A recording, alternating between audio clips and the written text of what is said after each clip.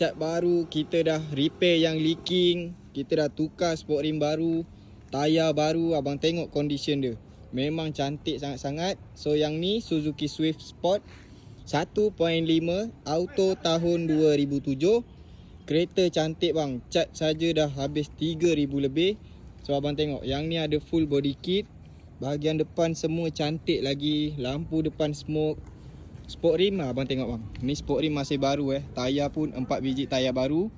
So semua cantik lagi.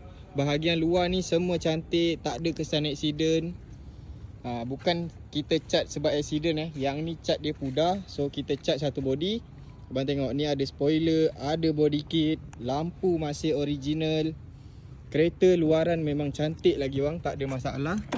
Dalaman lagi cantik bang, abang tengok ni. So yang ni Suzuki Swift full spec. Abang tengok dia punya interior semua hitam. So steering semua cantik lagi. Seat leather pun masih cantik, tak ada koyak.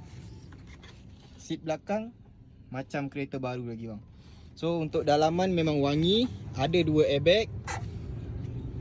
Kereta memang cantik lah. So abang tengok harga kita jual berapa? 25,000. Last pun kita bagi 22,000.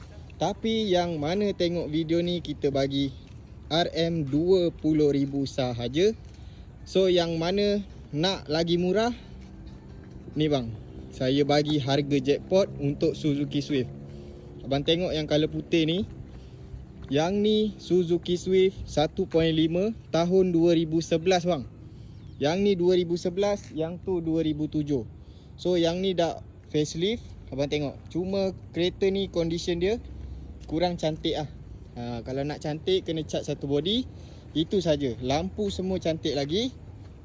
Bahagian luar ni tak ada accident, cuma cat pudar je lah bang.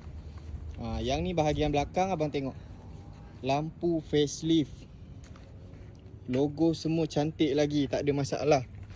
Untuk dalaman abang tengok, dalaman dashboard semua masih ok. Steering cantik.